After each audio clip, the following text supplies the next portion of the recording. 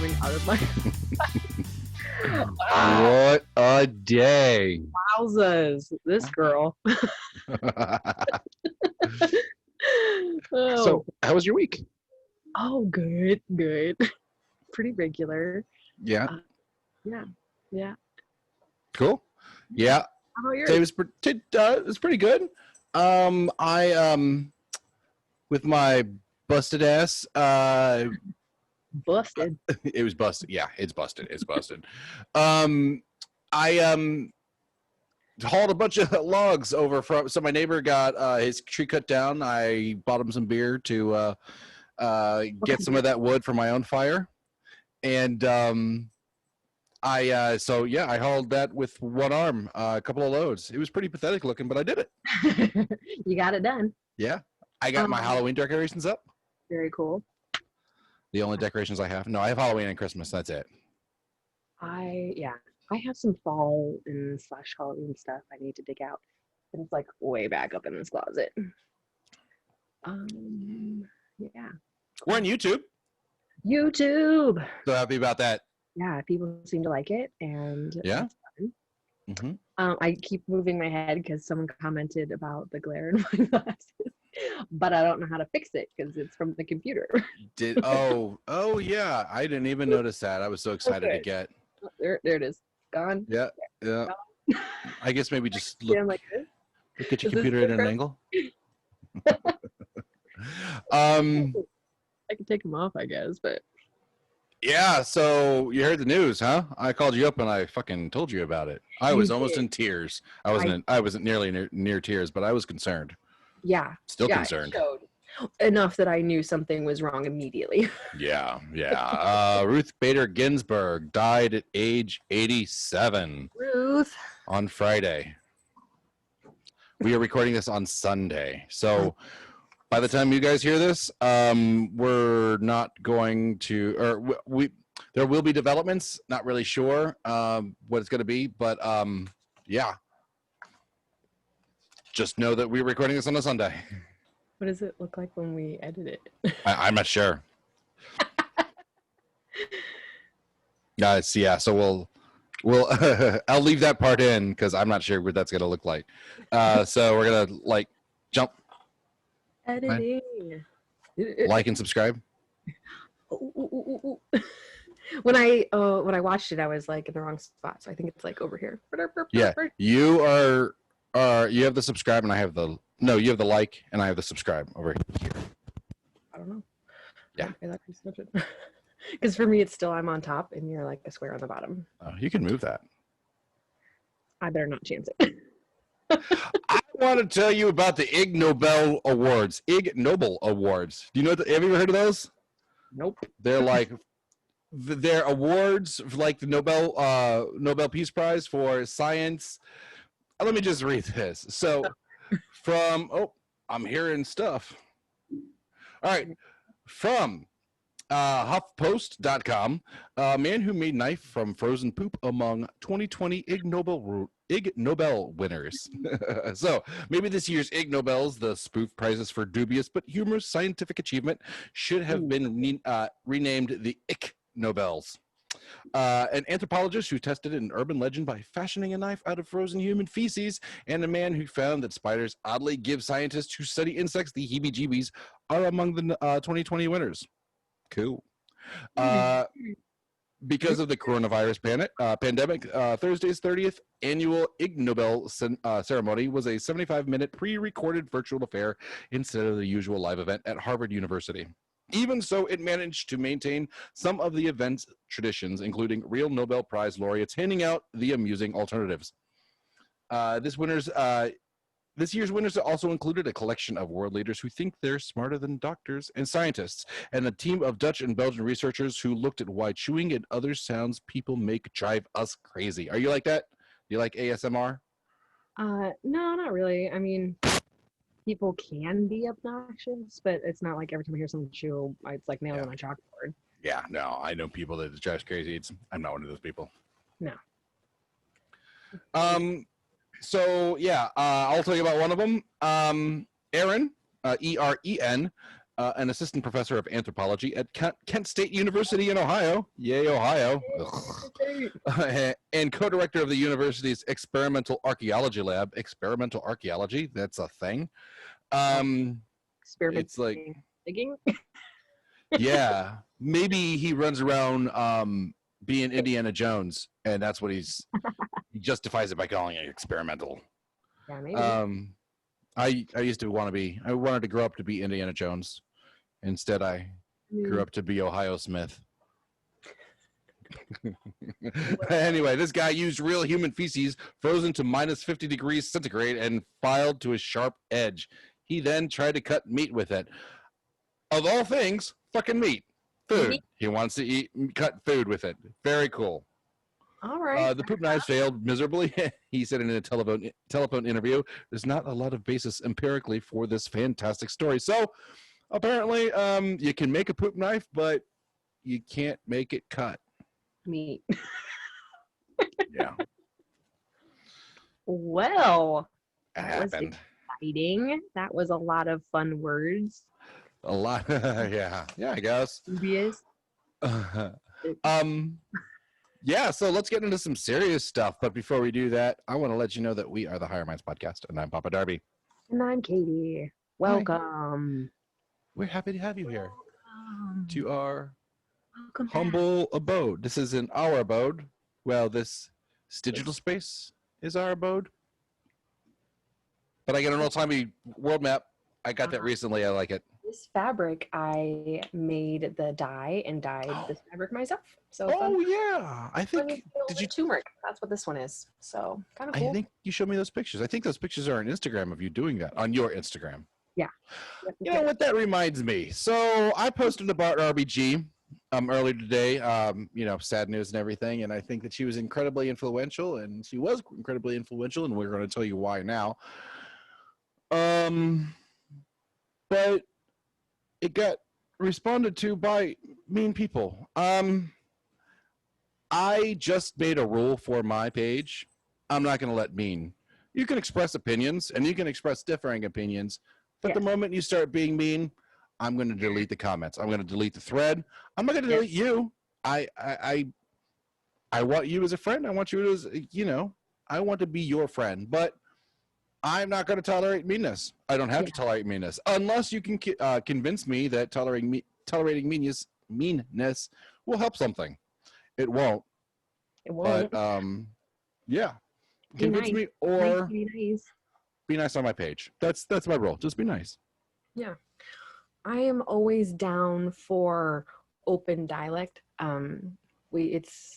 That's what makes the world go round, that we all have different opinions and views and ideas. And by that, she means it's okay if you say soda and pop or pop. Oh, okay. Time out. The first year I was here, it took me a long time. Now I just don't reference it at all. I just say exactly, specifically which drink I want. Because I would go through, I'm like, which pop doesn't have caffeine? Like, what pop do you have that doesn't have caffeine? Like, what's pop? I'm like, what the fuck? You know what I'm saying. Like, don't pretend like you don't know what pop is. It's so rude. Well, in some locations, they call all soda pop Coke, and so and that's real. If you say, "Hey, give me a Coke," they're gonna be like, "What kind?" What kind? Well, not diet. Harry, I don't. What's the right answer? You said open dialect instead of open dialogue, and dialect and dialogue are the difference between soda and pop. So I was just being a douche. My bad. Forgiven. Oh my gosh. So I don't know if it's my ears because I did try another pair.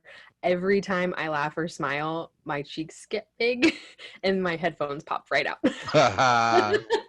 Has it always been the case? We've been on quite a few episodes. That's why I typically wear a big giant headband for this, because it helps keep them in my ears. Oh, but you can't because this is video. You can see me. And typically I had long hair. It was like, okay, but it still looks kind of weird with short hair. So I'll work on that. It's really, I need I don't know, I guess that kind that go on your head, because any kind, even my iPhone ones, they all pop right out when I smile. Well, I mean, it's okay. You can smile and do this every time. I just do this all the time. I hope so. We need to get that on a shirt. 2020, The right? layer of my glasses. Yeah. Classic. Yeah, so RBG, the Notorious Ruth Yeah. Bader Ginsburg, she died Friday. You're going to start with her and her earlier stuff. I've got I went and I found some of her bigger decisions, some of her more important decisions, and what it means to the country. But first, I want to state my thesis, what I had. So the right and left are now fighting about who and when the next justice should be confirmed. They are both rapid-firing sound bites from the Merrick Garland episode, the Obama nominee during the 2016 election, who ended up being replaced by Neil Gorsuch of Colorado, who was a Trump nominee, from the opposite side, making the opposite argument that they are making now. Basically, the houses were flipped last time, and either side is saying what the other side was saying this time. And everybody's a fucking hypocrite. Everybody. But no one is facing the fact that the arguments are all irrelevant. The real motivation is to win everything all the time, no matter what. No matter what cost, no matter what. Who you got to plow over. Win. It doesn't matter. Every single thing all the time. There doesn't seem to be any consideration for the future. The only thing that only thing they ever want is what's in front of them at the time. Money and power. Yes. Reason and rhetoric do not matter. Pundits are also discussing whether or not the next justice is going to be pro Roe versus Wade, the abortion thing, pro-abortion or anti-abortion. Mm-hmm. And that's what they're really discussing. And that seems to be the measuring stick of at least what the left is. I think Fox News and the Right and Breitbart, I think they're all discussing that particular issue too. But that isn't the issue. What the issue is if there is a contention, and which I will talk about later, and I will give you an example of what I'm saying now. If there is a contention in the electorate during this election, if there is a judge put in place to make a decision before everything is decided, if there is a problem in the electorate, that decision goes to the Supreme Court. So that's really what they want to do. So if Trump wants to cheat and is capable of cheating, and somebody finds out, that decision is going to go to the Supreme Court. And if he has more seats on the Supreme Court backing him, it's not going to matter if he cheats or not. They're just going to let it plow through, like they've done again, like Mr. Bitch McConnell. Fuck that guy. I thought that was his name. It is. It's on his birth certificate. Mitch is just his nickname. This could be a drinking game. We doing this. all the good drinking game ideas I have for our podcast would get people in the hospital, I feel like. Yes. Try it though. Just kidding. Don't die. Take a drink of water. Yeah. So anyway, that's my intro to this episode. Yeah. Take it away, Katie. So, early life. She was born Joan Ruth Bader on March 15th of 1933 in Brooklyn, New York City. The second daughter of Celia and Nathan Bader, who lived in the Flatbush neighborhood. That struck me as funny. I don't know why. I highlighted everything I thought was funny this time. They must have used a straightener. It's usually not flat. Flatbush. That's very funny. Pubic hair. Oh, crap. Sorry. Her father was a Jewish immigrant. Her mother was born in New York to some Australian Jewish parents. The Baders had another daughter, Marilyn, who died of meningitis when. If you say it fast enough, it sounds like baiter, like a baiter. Sorry, go ahead. My mind went to like fishing first. Of course it did. But with all due respect to the late departed Mrs. Ginsburg, sorry, not to talk about how your last name sounds like a euphemism for masturbation. We mean no disrespect by anything we say here. None. All the things we interrupt ourselves to say that we thought were funny. We absolutely do mean masturbation euphemisms, though. Every single one. And Just so you know. I meant that one. So Ruth was only 14 months old when her older sister died. So the family called Joan Ruth Kiki. It's a nickname that Marilyn had given her because she was a Kiki baby. What does that mean? A Kiki baby? Kiki, like pew, pew, pew, pew, kicking? Yeah, I think so. Like he's going to be a soccer player when he comes out, kind of thing. I don't know why I did Mickey Rooney. Baby, but... you know, Australians say cheeky a lot. Cheeky baby. Cheeky. No, that's not what it said, but that's what I imagine maybe. Oh. Either way, that's how she got the name. I'm so fucking confused. I'm sorry. This woman's name fucking sucks. I mean, thank you, Mrs. Ginsburg. We love everything that you've done. Joan. Sorry. My brain just stopped. Yeah. Like, pause. Just stare at the screen. Pause. So when Kiki started school, Celia discovered that her daughter's class had several other girls named Joan. So she suggested that they call her Ruth to avoid some confusion. Fun fact about me, when I went to high school, I went to a very small school. Ours was the biggest class to go through, and we had 62 kids. And there happened to still be like 5 Katies somehow. And we all just spelled our name different for fun, so we could keep track of who. So mine was just a K and a T, KT. And so that's not why. A very long time. That's not why it's Kaite?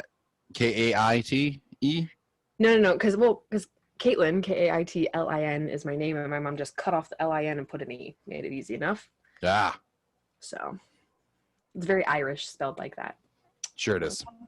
Sorsha. You know what? I love that. Sorsha and Siobhan, those Gaelic names. I love those names. Yes, I love the name Siobhan. So yeah, cool. Fun fact. I got loads of those. You told me they're not all so fun, but they're facts. They're facts. So even though they weren't devout, the Bader family belonged to the East Midwood Jewish Center, which was kind of like a conservative synagogue. So Ruth learned the tenets of the Jewish faith and gained some familiarity with the Hebrew language. And at 13, she acted as the camp rabbi. So interesting picture painted in my head. I did enjoy looking at all the pictures of her as she was younger. I've really only ever seen pictures of her like in the last couple of years. Yeah. So like I found a picture that I'm gonna put at the end at our end credits. Yeah. Credits. I didn't realize that she was ever young either. That Kiki baby came out old. She did not look Kiki. Kiki? I don't know. Cheeky. Just kidding. But yes, that there was a cute picture of her in like a little library, like office probably, but I was like, oh, that's cool. Cool to see you standing up. Just kidding. Sorry. So Celia took an active. Celia's her mother, in case anyone has forgotten, and all the mambo jambo that's coming out of my mouth. It's also the little extensions in like organelles and stuff, little appendage like things. The cilia. Yeah. Cool. So just kidding. Can't not have science in here. We can. Just can't. And I think that might be wrong though. But cilia is a bottom part or like organelle part. You wanted to know. I vaguely remember when you started saying that, and that's why I did this with my fingers, because that's what I imagined was little things. I always remember him because it's silly. It's silly. Oh, cool pass off. I'm not passing anything back and forth to anybody off a camera. That's not happening. Shadows lie. Peter Pan's up in here, fucking stuff up. So her mom took a very active role in her daughter's education, often taking her to the library, which is something fun I do with my boys, only it's not so fun now because there's not all the extracurricular stuff happening at the library, which is a bummer. Boo COVID. So she had been a good student in her youth, the mother, graduating at the age of 15. So I highlighted that as another maybe fun fact. I'm confused on what's fun and what's not. So, but she could not further her own education because her family insisted to choose to send her brother to college instead of her. Man, did he That's a graduate? shame. I just thought that was lame. I know a few women that didn't get sent to college because they're a woman, and it sucks because they're super smart. Well, I mean, she graduated at 15. She's obviously smart. Like, shaving off a couple years there. So, and that's like back when I can't imagine they had advanced courses back then. So. I'm sure they did. Really? Yeah. Yeah, they always have. For the time. Yeah, maybe not the same style. Yeah. Anywho, so Celia wanted her daughter to have to get more of an education, which she thought would allow Ruth to become a high school history teacher. So I guess she had some plans for her. So Ruth attended James Madison High School, whose law program later dedicated a courtroom in her honor. So why did the high school have a courtroom? They have was it like a vocational council? You said the high school? Oh, you mean like a court, like a basketball court? No, it said a courtroom in her honor. But now that I'm reading it out loud, that sounds weird. That does sound weird. So, will you? And get back to us? Wikipedia. No, I think we'll just forget about it right after we record this. Race. So Celia struggled with cancer throughout Ruth's high school years and died the day before Ruth's high school graduation. Sad. Oh no! Do you know what kind of cancer he had?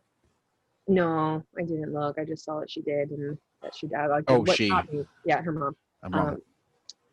Was the day before she graduated, so she worked that hard to see her be so successful, and she died right before she got to lame AF. Yeah, I put sad face exclamation point. Yeah.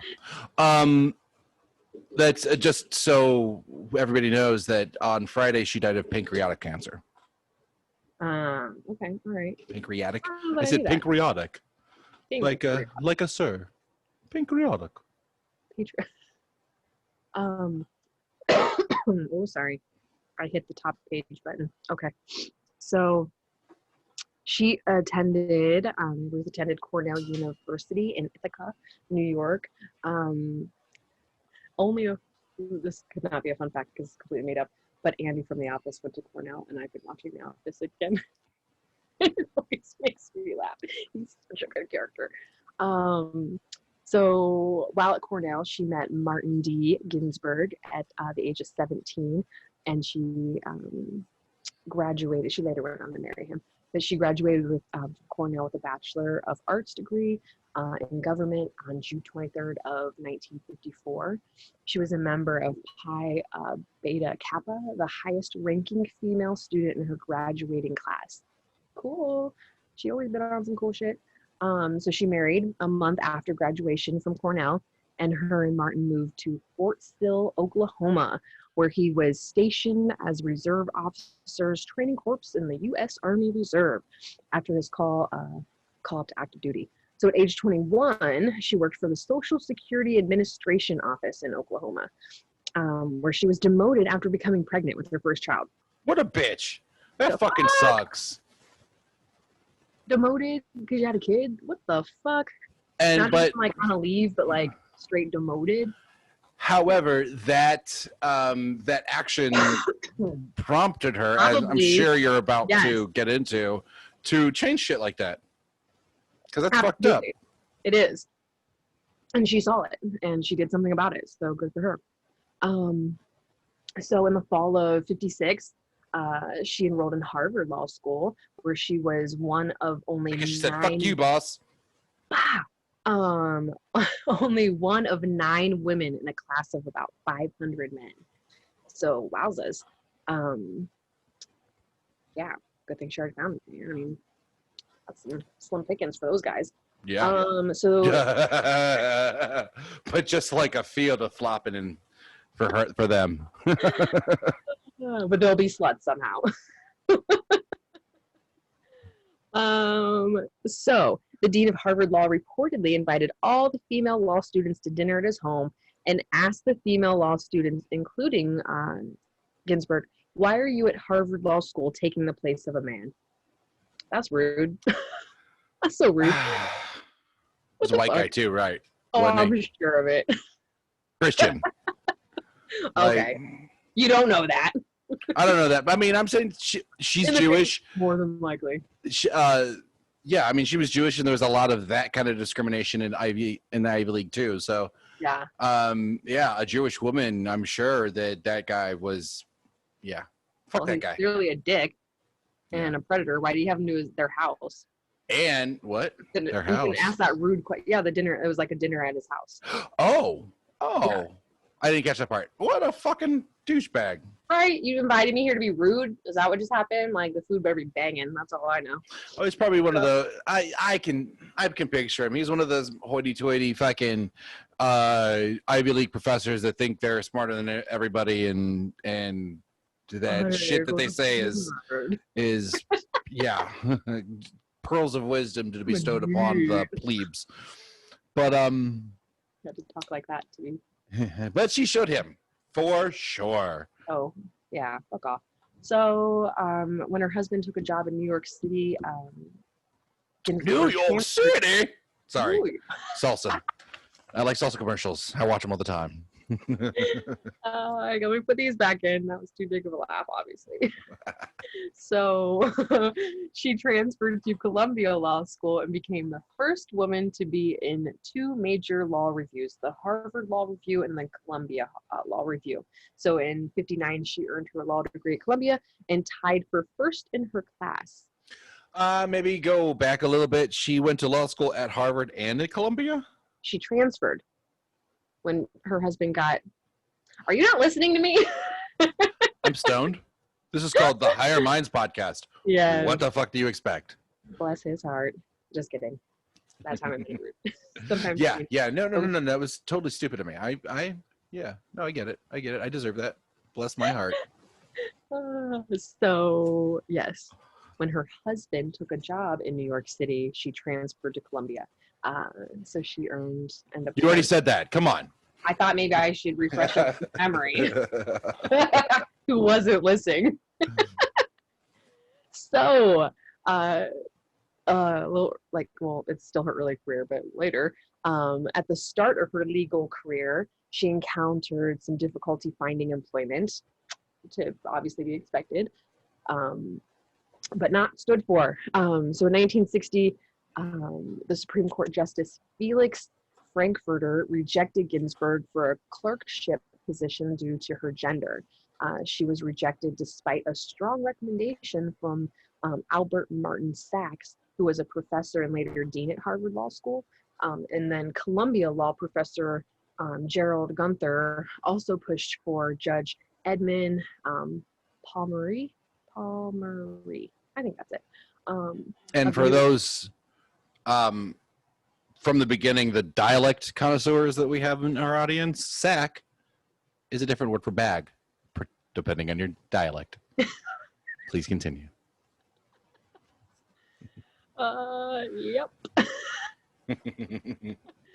So he was a professor and later dean at Harvard. Oh, I said all of that. I get distracted sometimes when you interrupt me. Helpful distractions. So, helping. So he was the U.S. District Court for Southern District. Well, okay, wow. Judge Edmund Palmery of the U.S. District Court of the Southern District of New York to hire Ginsburg as a law district clerk. Of the district and the district of the district. I'm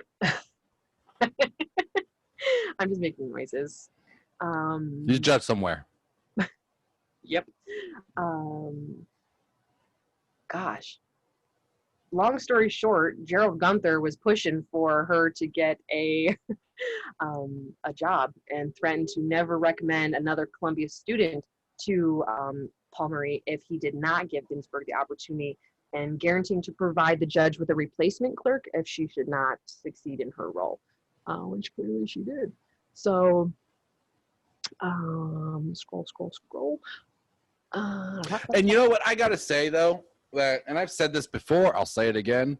For me, at my day job, I work in science, and that's as specific as I'm gonna get. And every single woman who has my job, that does my job, is better than me at my job. Every single one. Wow.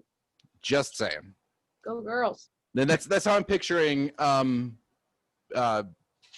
Ruth, like showing up all these attorneys and clerks and all that shit. Yeah. So later that year, he did accept, and she began her clerkship for Judge Palmieri. The U.S. federal law clerks generally serve 1 or 2 years, and she did serve 2 years.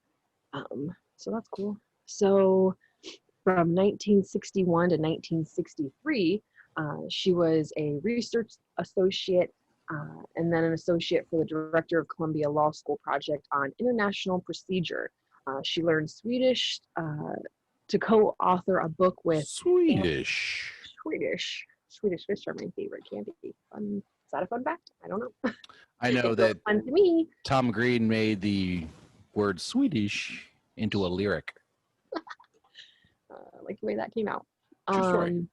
I like all these fun facts and true stories.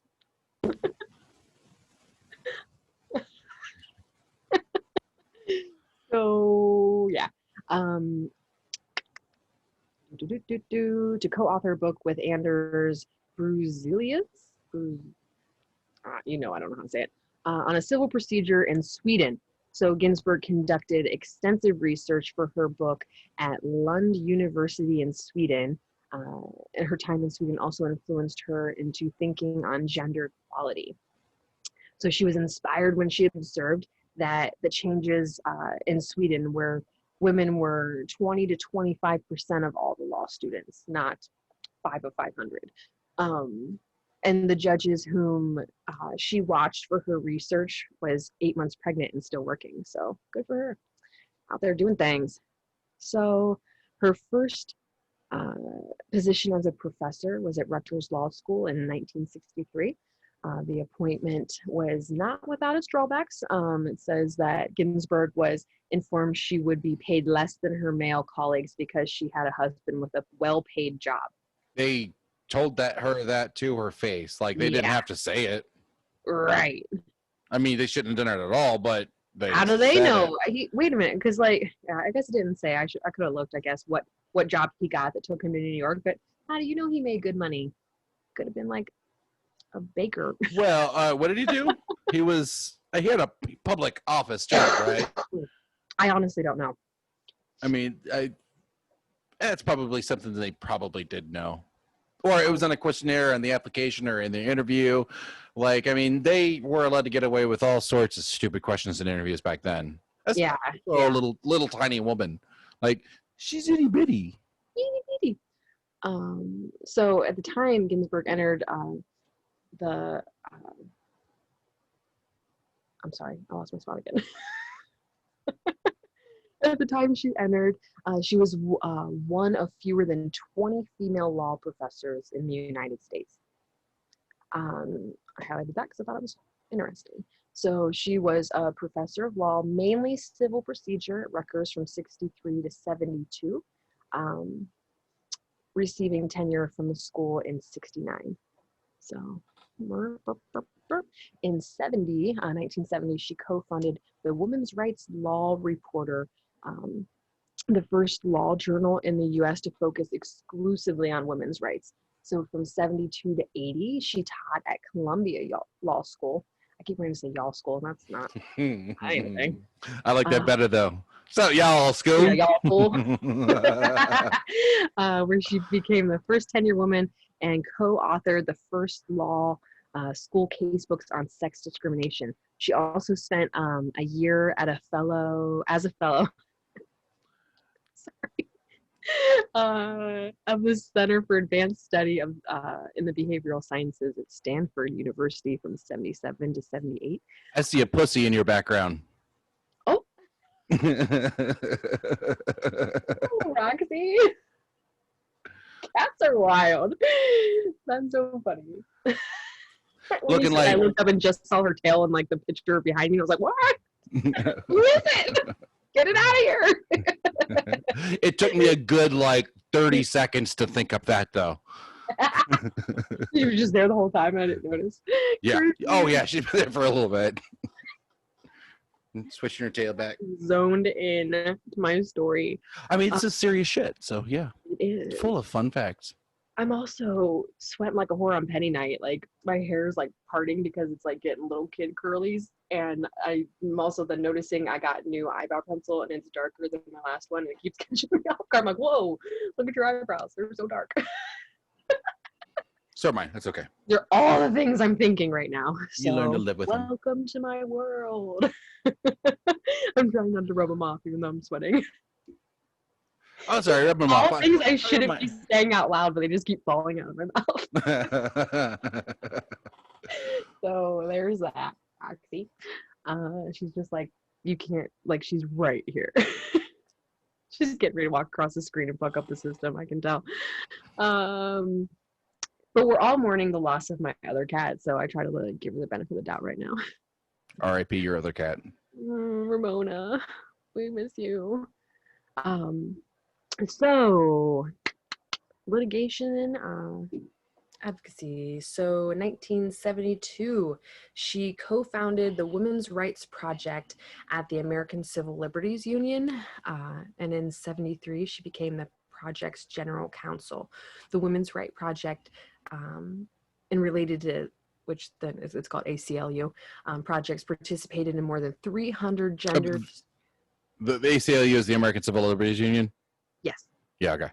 Yeah. So, Sorry. Yeah, it's okay. Projects participated in more than 300 gender discrimination cases by 1974. And as the director of the ACLU's Women's Rights Project, she argued 6 gender discrimination cases before the Supreme Court between 73 and 76, winning 5. Hey!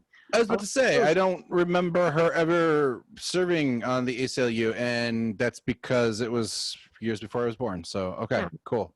Yeah. I didn't realize that about her. Cool. Yeah. So rather than asking the court to end all gender discrimination, I'm trying to like keep her from walking across everything. So rather than asking the court to end all gender discrimination at once, Ginsburg created a strategic course taking aim at specific discriminatory statutes and building on each successful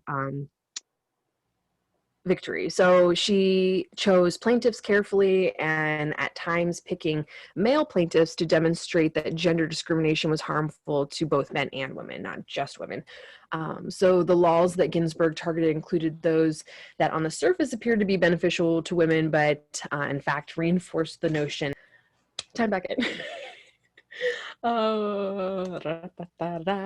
Maybe I should find my spot first. I don't know where to start again. So the laws that Ginsburg targeted included those that on the surface appeared to beneficial to women, but in fact reinforced the notion that women needed to be dependent on men. So her strategic advocacy extended to word choice featuring, I thought this was, made sense, favoring the use of gender instead of sex, because she said after her secretary suggested that the word sex would serve as a distraction to judges because they were probably all weird old white guys and the word sex instead of gender. I get that, but that kind of feeds into American prudishness, which I kind of think isn't necessarily a healthy thing. So I don't know. I see. Especially then. Yeah, I get it. The eye roll says differently. No, I mean, I agree, but I think it's a stupid thing to have to make a distinction for. Yes. But I understand the necessity of it. Yeah. And now... And it's the necessity that's obnoxious. Now we're not supposed to use that either. Are we not? What are we supposed to use? Right? No, I mean, is it like tricky? Like, I don't know. I mean, it's still gender, but there's non-binary genders as well. So many. There's so many things. Yeah, I never know, which is totally fine. I never know. Do what you wanna. Define yourself however you'd like. It doesn't bug me. Shouldn't bug anybody. No, it just really shouldn't. Yeah. So, I highlighted this because I've been mature. It says she attained a reputation as a skilled oral advocate.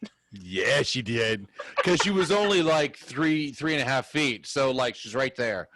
Wow. I'm sorry, Mrs. Ginsburg. I didn't mean to make that joke.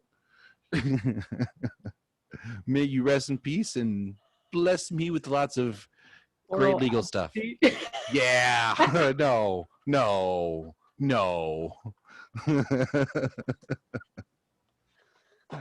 Hashtag when it oral gets past my emphasis. bedtime, my jokes get wild.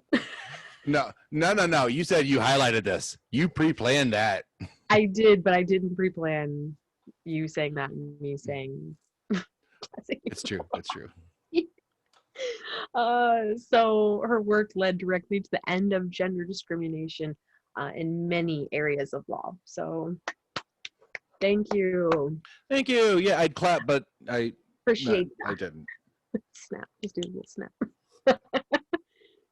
So Ginsburg volunteered to write the brief for Reed versus Reed. Which, for again, you dialect connoisseurs, brief is another word for underwear.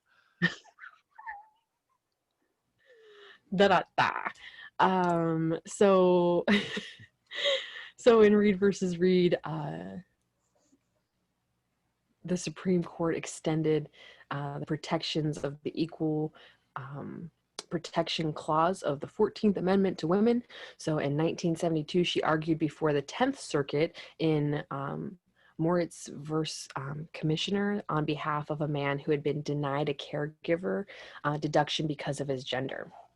So as amicus, I looked up how to say that, as amicus, an impartial advisor, she argued in Frontero versus Richardson, which challenged a statute making it more difficult for female service member to claim an increased housing allowance for her husband than for a male service member seeking the same allowance for his wife.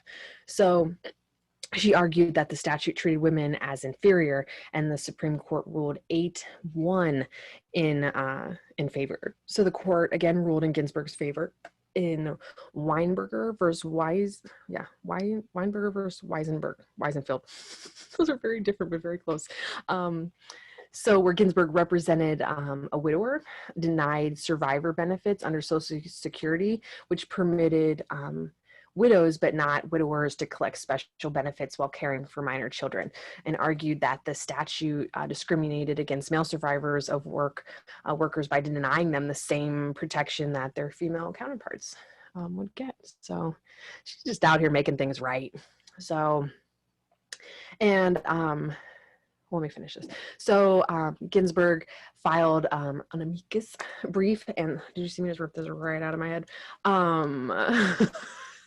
Now I hear me. And sat with counsel, had an oral argument for Craig firstborn.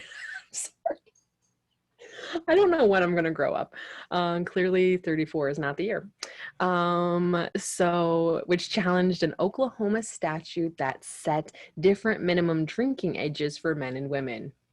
When, let's be honest, a woman can probably know when to stop before a dude. So it seems like the safer bet to let a girl drink. So for the first time, I don't know. I've known a bunch of drunk chicks before. Yeah, I know. This is not the time in life to make that safe assumption. But back then, I feel like possibly.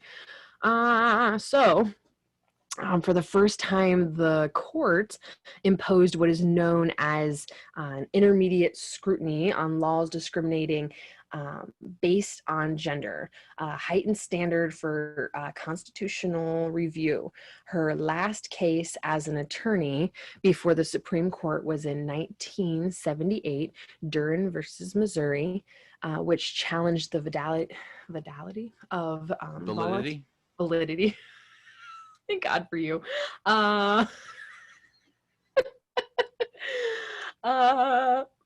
A voluntary jury duty. Dialogue. Dialect. Don't keep pointing out my flaws. No, that's me pointing out my flaws. I'm a fucking douche. We all bring something different to the table.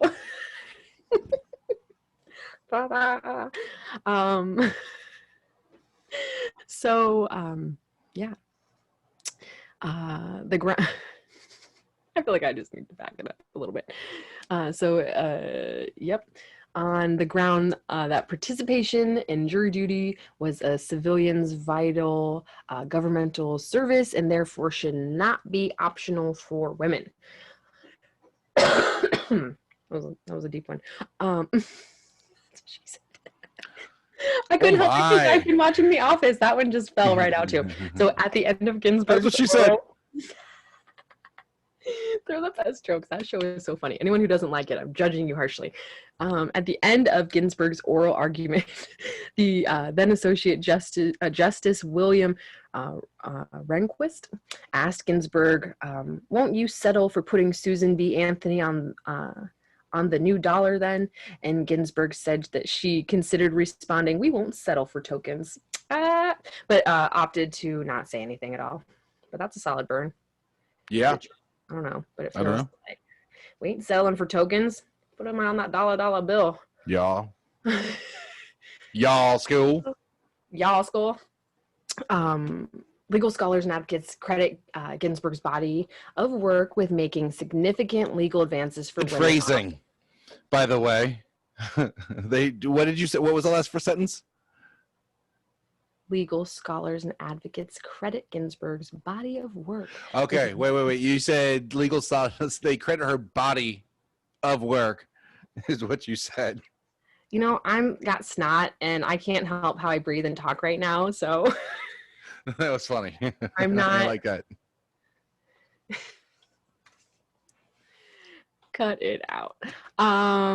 Yeah. So either way, her body of work. I want to make sure that comes out real quick.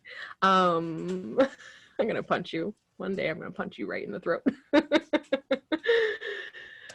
Significant legal advances for women, and that's just great under the Equal Protection Clause of the Constitution. So yeah, she's doing things and it's exciting. And well, she's not now. Not terribly exciting. She did a lot of things. She did. Oh my gosh. So yeah. Yeah. So I'm gonna cite my sources real quick. Did you get yours? Okay. I don't know if I officially did. I did a lot of Wikipedia, and then I watched a couple little YouTube videos.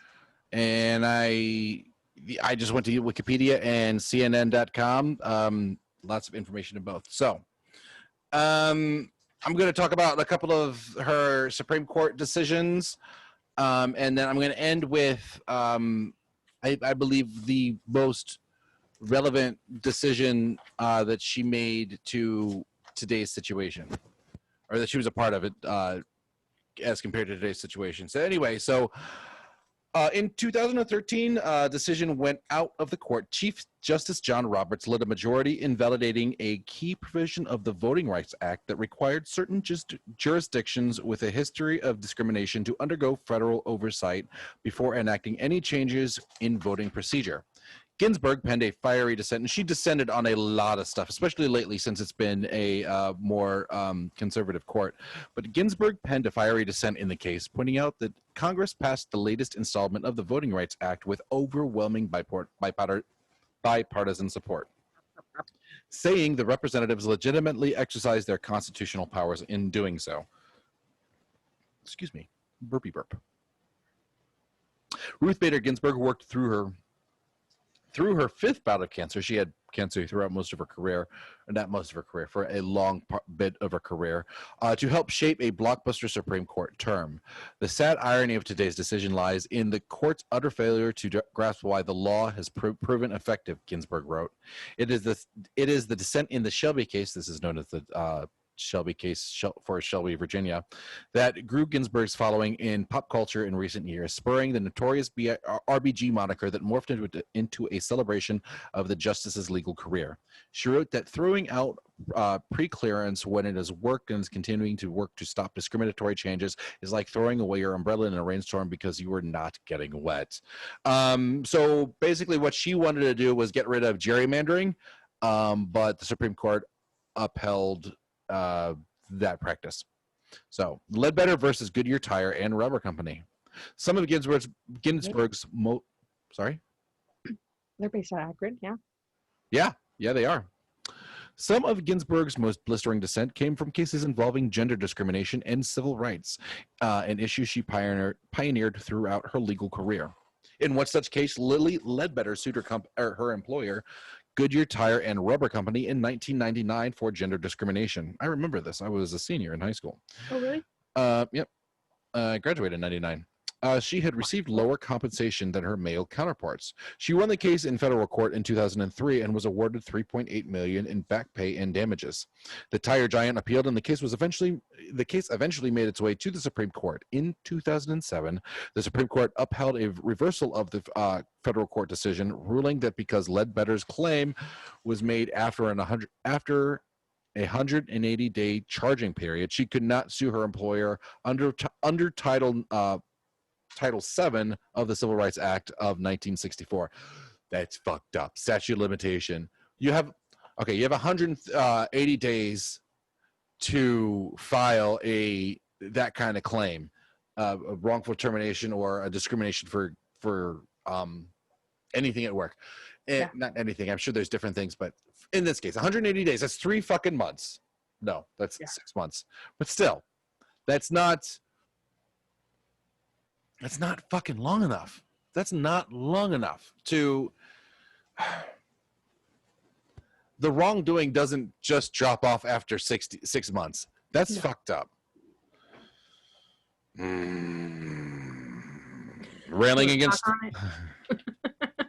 the see, then that's the problem with the way America treats corporations, is that they just get so much better. Companies get so much better treatment than the regular civilian in America.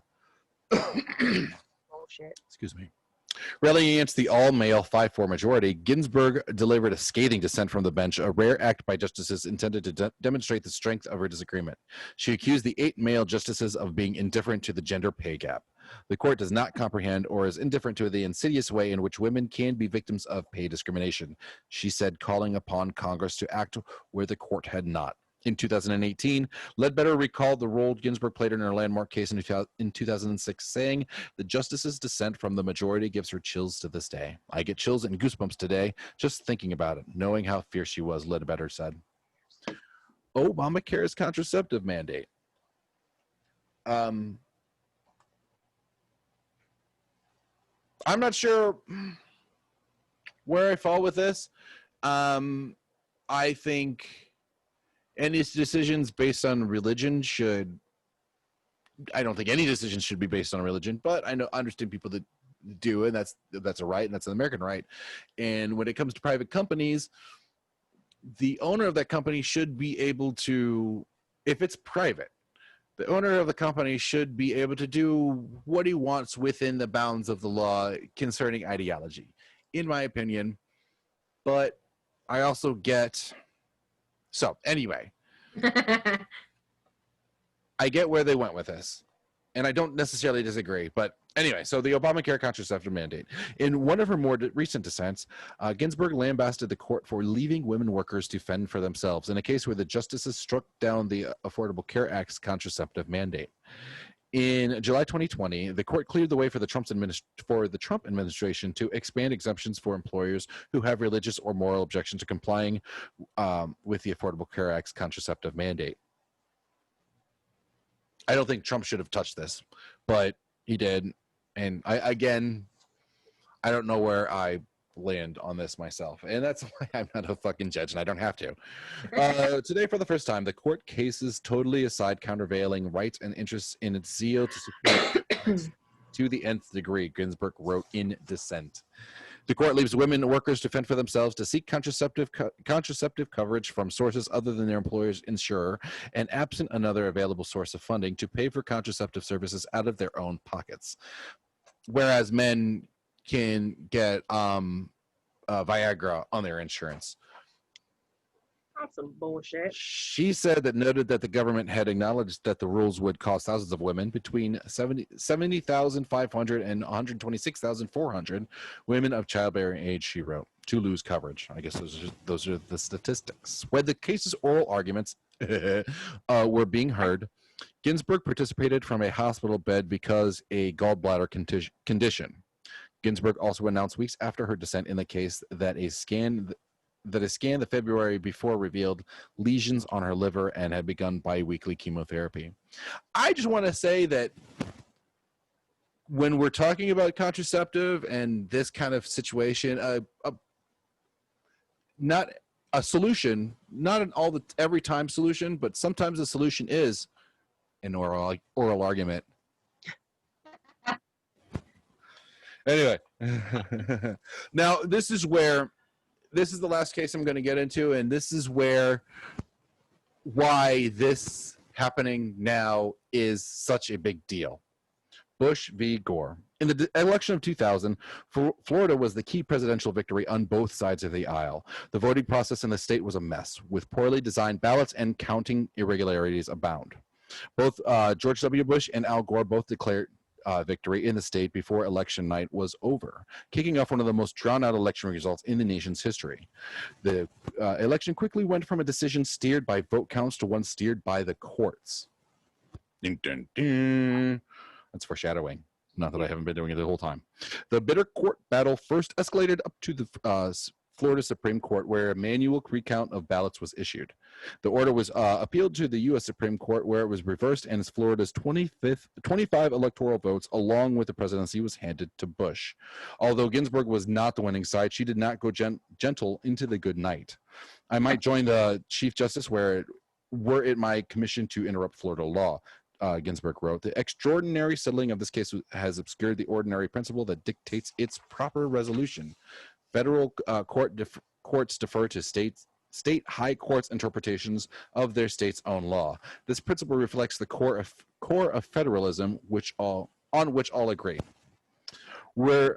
Were the other members of this court as mindful as they generally are of our system of dual sovereignty, Justice Ginsburg concluded, they would affirm the judgment of the Florida Supreme Court. But while colleagues wrote their dissent, respectfully, as Ginsburg typically does, she said only, I dissent. On November 8, 2000, the Florida Division of Elections reported that Bush won with 48.8% of the vote in Florida, a margin of victory of 1,784 votes. The margin of victory was less than 0.5% of the votes cast, so a statutorily mandated automatic machine recount occurred. On November 10th, with the machine recount finished in all but one county, Bush's margin of victory had decreased to 327. According to legal analyst Jeffrey Toobin, later analysis shows that a total of 18 counties accounting for a quarter of all votes cast in Florida did not carry out the legally mandated machine recount, but no one from the Gore campaign ever challenged the notion that the machine recount had been completed. Florida's election laws allow a candidate to request a county to conduct a manual recount, and Gore requested manual recounts in Florida counties, Volusia, Palm Beach, Broward, and Miami-Dade, which are counties that traditionally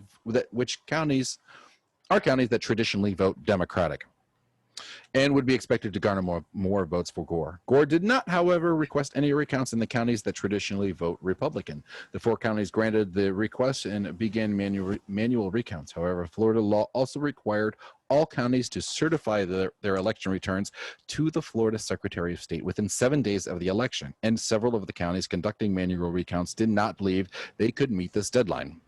By December 8, 2000, there had been multiple court decisions regarding the presidential election in Florida. On that date, the Florida Supreme Court, by a 4-3 vote, ordered a statewide manual recount.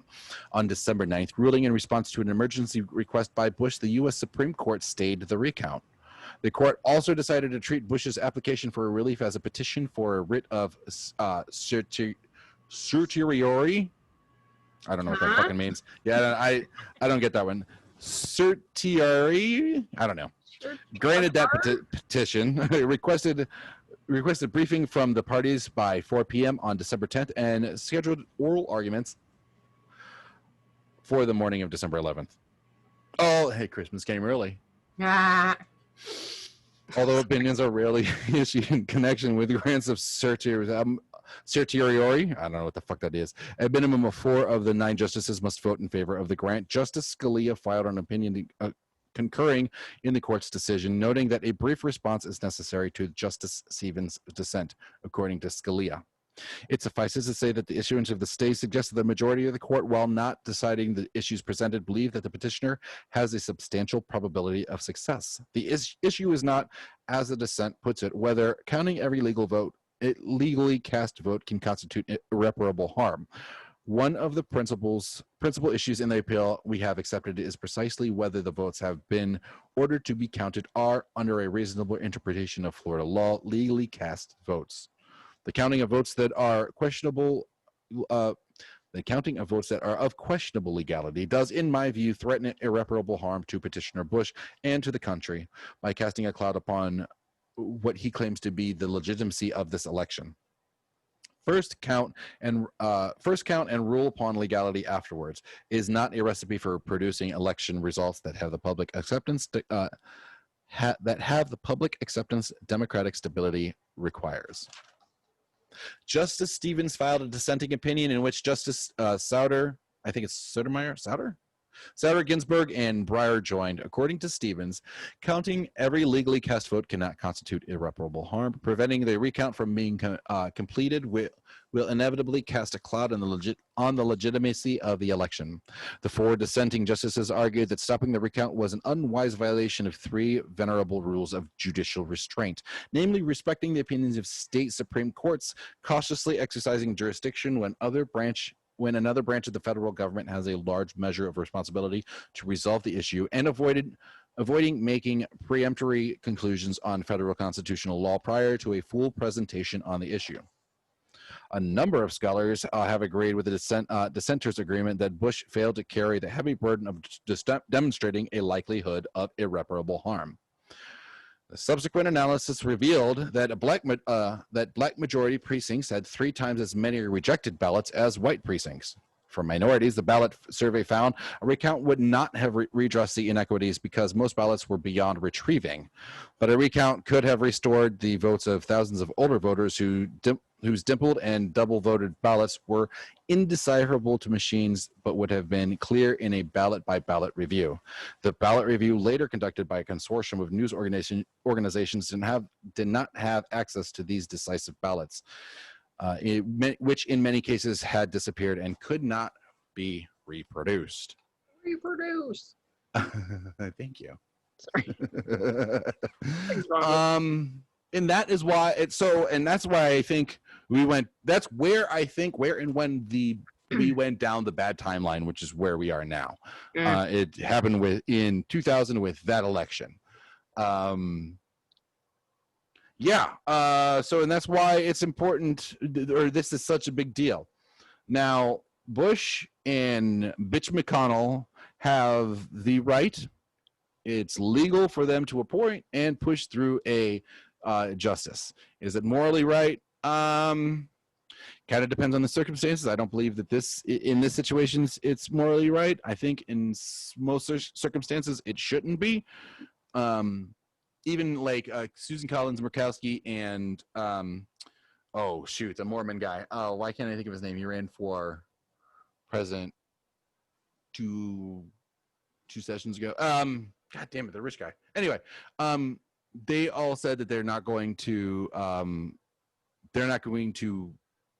vote to have any hearings on any justices before the election. But even so, it doesn't matter if it's before or after the election. It has to happen between, or let's say that Trump loses. It has to happen between, or it can happen between now and January 20th, 2021.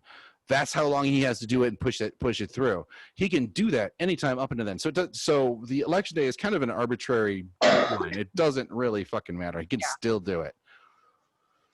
But then there's the argument that even if he does lose, he's going to tweet or it doesn't matter what the results are. He's going to tweet that night that he did win. It's going to get picked up by McEnany that, yeah, he did win. It doesn't.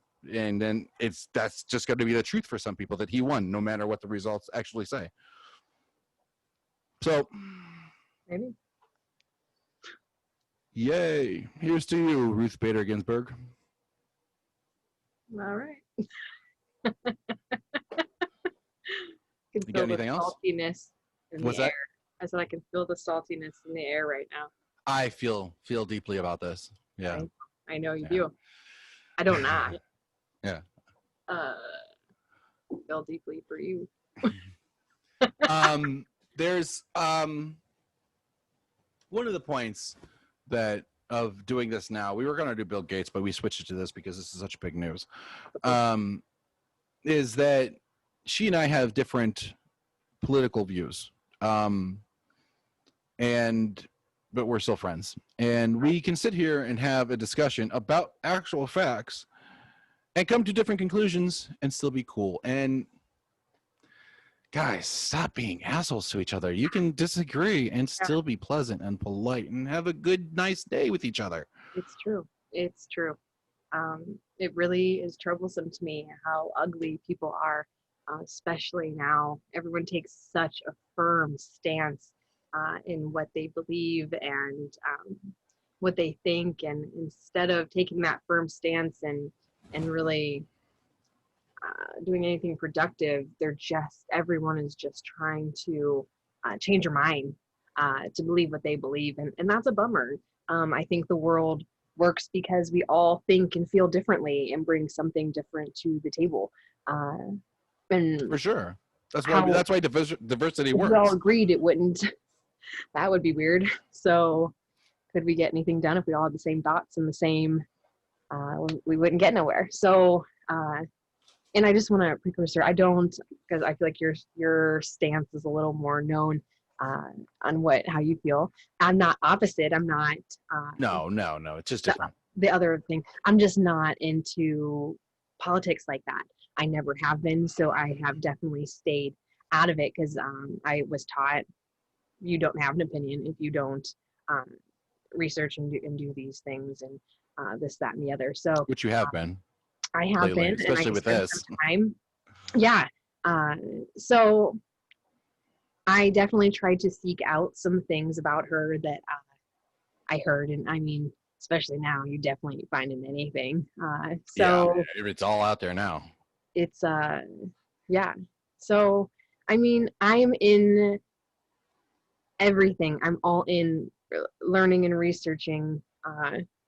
What's out there, no matter what it is, rather I agree, you agree, anyone. So it's okay. Why doesn't anyone get that? It's okay. We can all be friends.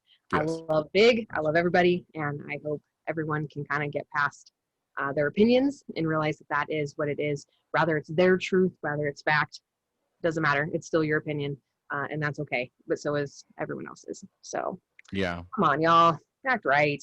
Be nicer to each other. Yes. It's cool to be cool. It's cool to be nice. Yeah. Where can you watch us? Just go to our website, highermindspodcast.com. A lot of information. Spotify, iTunes, all the things. YouTube, you can watch us like you possibly are right now. Like and subscribe, share. Get interactive on our Facebook. That'd be cool. Instagram. Say hi. Comments. Poke, is that a thing still? Don't poke me. I don't like being poked. Don't do it. I don't even know what it was supposed to be. Anywho, so yeah, check us out. Listen to us. Tell your friends. Tell maybe your family, and tell everybody. Don't stop talking about it. Ever. Yeah. But be nice about it. Be nice. Love everybody. So yes. All right. Well, this has been the Higher Minds Podcast. I'm Katie. Are we done? I don't know. I feel like if you're done, we are. I'm Papa Darby. I'm Katie. Bye-bye.